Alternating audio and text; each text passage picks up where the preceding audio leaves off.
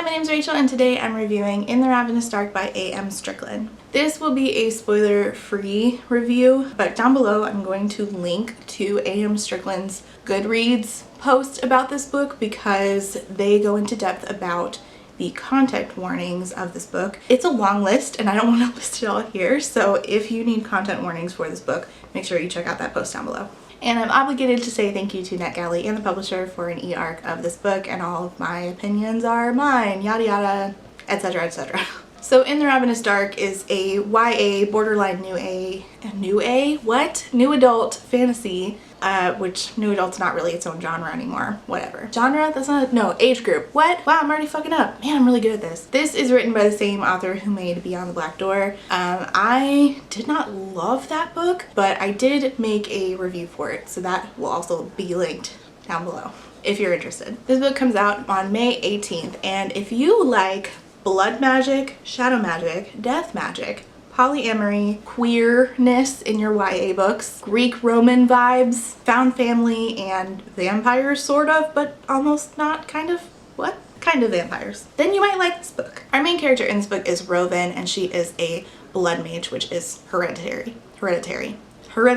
Say words in English, Rachel. Her father, who was also a blood mage, she saw him taken away when she was a child because he was like an unregistered blood mage. So he was taken away and presumably executed. So she has grown up knowing that she has to hide her blood magery. And in the city that she lives in, Thanopolis, having magic means being sort of forced into servitude.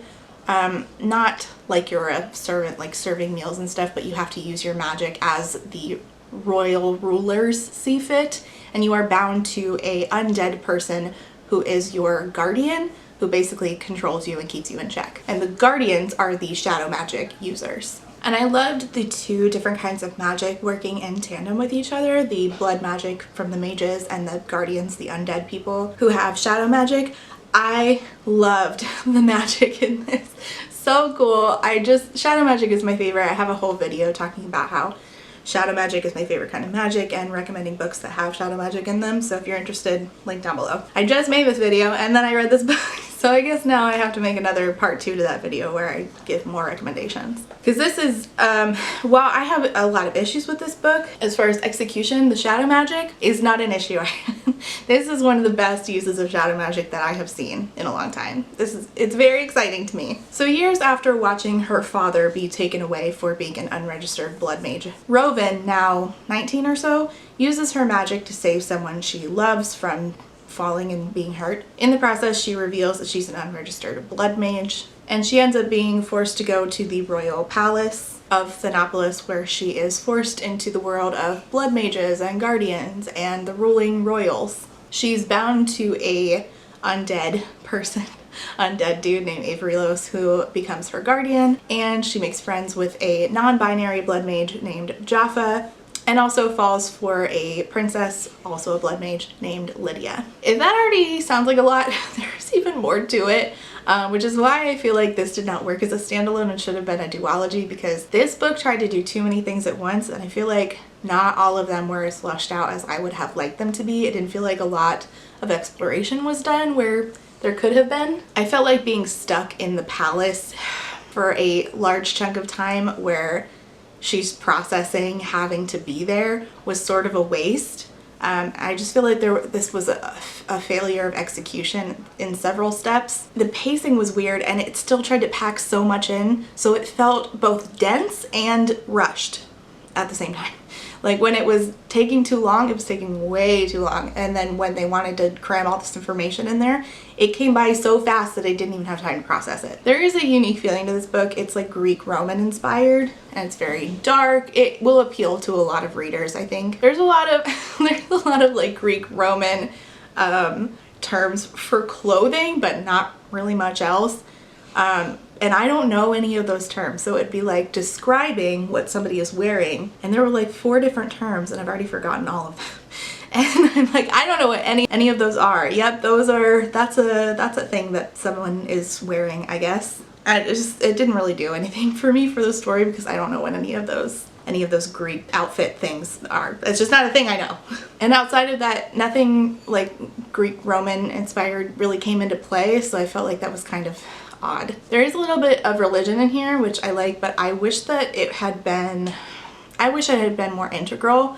There's a 3-headed goddess named Mother Crone, but they also are starting to worship an old king, like posthumously, as a god, and like subbing in worship for him rather than worshiping the old goddess. And I wish that all of that had come into play more. And the relationships I also feel like didn't get fleshed out as much as I would like. As I said, there is polyamory in this, which I loved. I thought that that was great. I love that the main character is pan. I'm pan myself, so we love to see it. She says that she's more attracted to like people than parts, and I always say that I'm more attracted to like personalities than parts, so I see myself in the character and I'm liking it. However, both of her romances, there are 2 people that she has an ongoing romance with, they were both insta love, and I don't like insta love. I like taking time to really cultivate deep relationships, and this book just did not do that for me. One of the people she just instantly falls in love with, and the other one she hates, and then all of a sudden there's like a turning point in this book where she's like, I hate you, and then like 2 lines later she's like, I love you.